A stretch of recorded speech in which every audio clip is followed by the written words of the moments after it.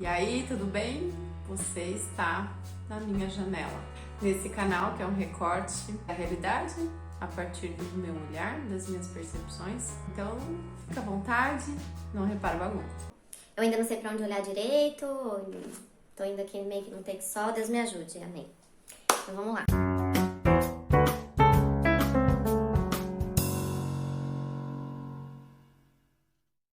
Então eu escolhi abrir esse canal com um caso, uma história da minha vida, onde o jiu-jitsu acabou me ajudando a acessar uma memória, um trauma, do final da minha infância para o início da adolescência, né? Naquela fase de transição da infância para a adolescência, quando eu tinha 11 anos.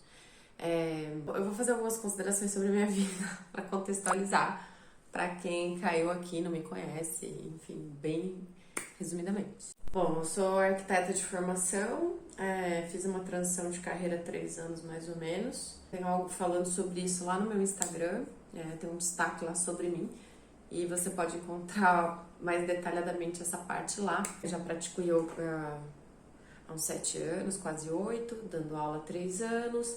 O contexto é esse, desse encontro aí com esse trauma, tá? Minha vida hoje. E assim, eu imaginava que eu tinha, e sei que tenho algumas ferramentas, mesmo por causa da prática do yoga, né? Para aplicar num momento de pressão, né? Atravessei várias dificuldades durante todo esse período de forma muito mais tranquila, por conta, né, da prática de yoga mesmo, e é uma coisa que eu vivo realmente, enfim. Mas daí chegou na hora desse campeonato que eu resolvi participar, né? Porque eu luto há 1 ano, sou faixa branca, pena, Master 2. E surgiu o Curitiba Open, a oportunidade de ir lá né, estrear meu primeiro campeonato. Ai, vou, não vou, falei com meu mestre Feijão, e não, vai, vamos lá, né? Tranquilo, me tranquilizou um monte. Dani, primeiro campeonato, zero obrigação de nada, vai pra, né, sentir como é que é e tal. Bora, vamos pro desafio, né? Eu botei meu nome lá. A partir do momento que eu coloquei o meu nome lá, meu nome subiu no site lá. Tava eu e a outra menina lá. Gente, foi um gatilho, mas um gatilho. Eu fiquei muito mal. Assim, foi horrível.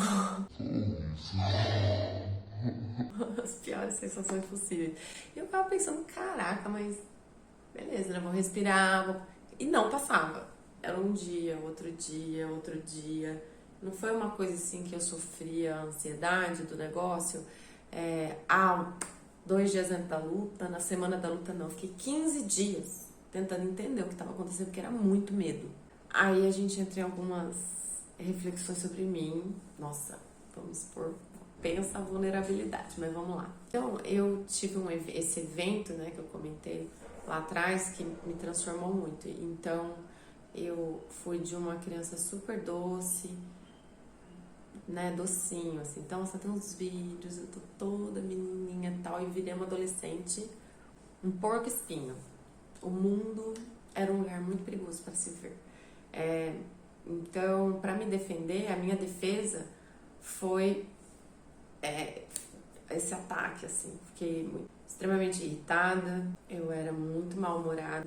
Cara, insuportável, assim, o resumo da adolescente insuportável, revoltada sem causa, como dizem, era eu. Eu conto, as pessoas que me conhecem hoje, falar, se vocês tiverem alguma dúvida, vocês podem falar com um primo meu, prima minha aí, como que é, tio, tia, como que minha avó, ai que dó. Óbvio, meus pais sofreram muito mais ainda. Então foi bem difícil, uma adolescente assim, um mau humor insuportável, enfim.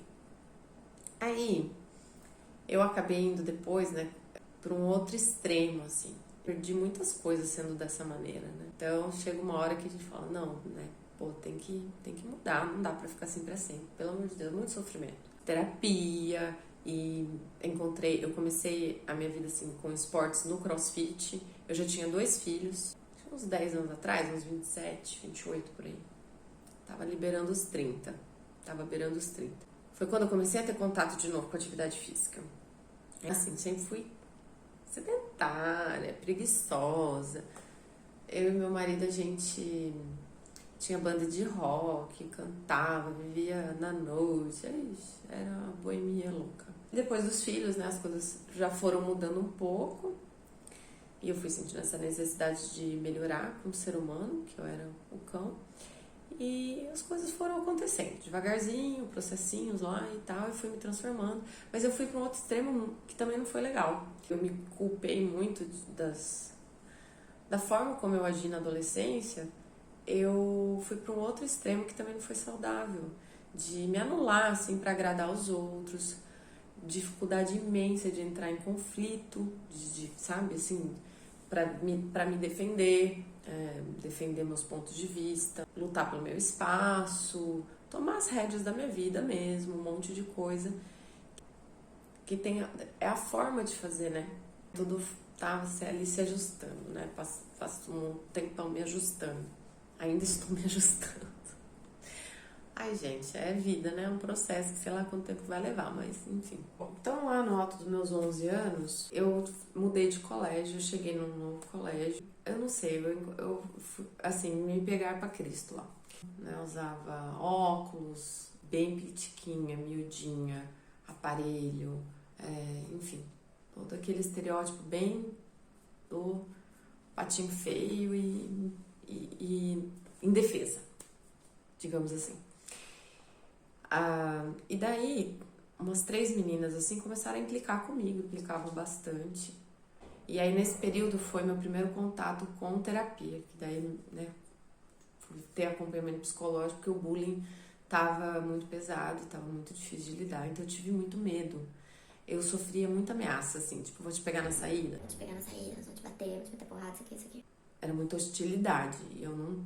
Como eu disse, era aquela criança toda delicada, docinha, fofinha, papai, e de repente, e eu não sabia como agir, né? Então, às vezes eu ficava mais tempo na sala, era a última a sair para esperar todo mundo ir embora, porque era muita gente saindo, eu tinha medo de... Então, daí ficava, né, meu pai e minha mãe lá esperando, daí eu saía um pouco depois, ou saía correndo bem na frente antes. Eu comecei a lembrar disso agora. Não lembrava. É muito louco. Foi muito pesado, então algumas coisas, gente, estão voltando pra mim aos poucos. Então eu tinha muito medo de apanhar, tava com muito medo de apanhar. Na educação física, que era um momento ali que às vezes rolava o contato, né? Então, sabe, daí vinha, tipo, empurrando, derrubando, né? Tomando porrada ali no contato do esporte, né? Tenho uma lembrança de pedir pro meu pai assistir uma aula, foi uma vez ou duas, assistir aula de educação física. Eu tenho essa lembrança do meu pai na beirada da quadra, assim, assistindo a aula, coitado. Era um colégio de freira, a irmã ficava muito brava, que eu ligava pro meu pai, às vezes para pedir ajuda e proteção. Então não sabia me defender, né? E aí o ápice, assim, da memória foi uma lembrança de que elas me pegaram no banheiro, me seguraram e me obrigaram a comer papel higiênico. É dolorido, porque assim, é muita humilhação, sabe? Tipo, pra mim foi, pelo menos. Alguém acha isso normal? Acho que não. E eu não tinha como me defender, eu não sabia me defender. Então eu aí fiz esse acesso, consegui fazer o link e falei, cara, tem tudo a ver com isso, não é possível, né? Só pode ser essa memória que tá me deixando com tanto medo. E aí eu pensei, o que eu vou fazer com isso, né? Porque eu falava pro meu marido, você pode desistir, né? A qualquer momento eu posso desistir, eu posso chegar lá na hora, assim, e falar, não, vou lutar, dar a medalha pra pessoa, vou embora. Pode, mas você não vai fazer isso. Eu tava bem pra desistir. E eu acessei isso, tipo, um dia antes da luta. Porque quando eu cheguei em Curitiba, eu comecei a urinar sangue. Comecei a urinar sangue de tanto medo que eu tava. E aí vem a parte bonita, né? Porque quando eu olhei pra essa criança em mim, tão humilhada, tão ferida, que se sentiu tão ameaçada, tão insegura, tão indefesa, eu pude olhar pra mim, pra esse pedaço e falar pra ela, eu tô aprendendo a defender a gente. E, gente, eu não tô falando só de ir lá e os golpes e aplicar as posições e se eu precisar me depender da porrada, não é isso. Ah, gente, o jiu-jitsu não é só sobre isso. é uma força mesmo. É um lugar de empoderamento. Essa palavra tá tão desgastada que é até ruim de usar, mas eu não vejo outra assim. É um local de te coloca num lugar de segurança emocional. Meu filho passou falando. Então eu pude olhar para esse pedacinho meu e falar isso, né? E falar, eu tô indo por nós, tô indo por você, por essa minha criança ferida. E foi por ela que daí eu tive força para não desistir, porque eu ia. E aí, indo pra lá, eu até fiz um vídeo no carro, que eu coloquei uma música, mas mexeu assim com o meu... cobriu, sabe? E eu comecei a chorar. Aí me acalmei um pouquinho, até fiz um vídeo, falei, não, vou filmar isso aqui pra ver como eu tô indo pra essa luta, tipo, o desafio que tá sendo encarar esse campeonato, tipo, meu Deus do céu. Só pra registrar, a verdade é essa, a gente indo pro estádio, ouvindo uma música, que a hora que grava a música para. Eu vou lembrar disso. A boca seca, a pessoa chorando. Enfim, é isso. Você fica se perguntando pra quê, sabe? Gente, pra quê? Mas ali eu achei um propósito, né? Que eu precisava passar por isso.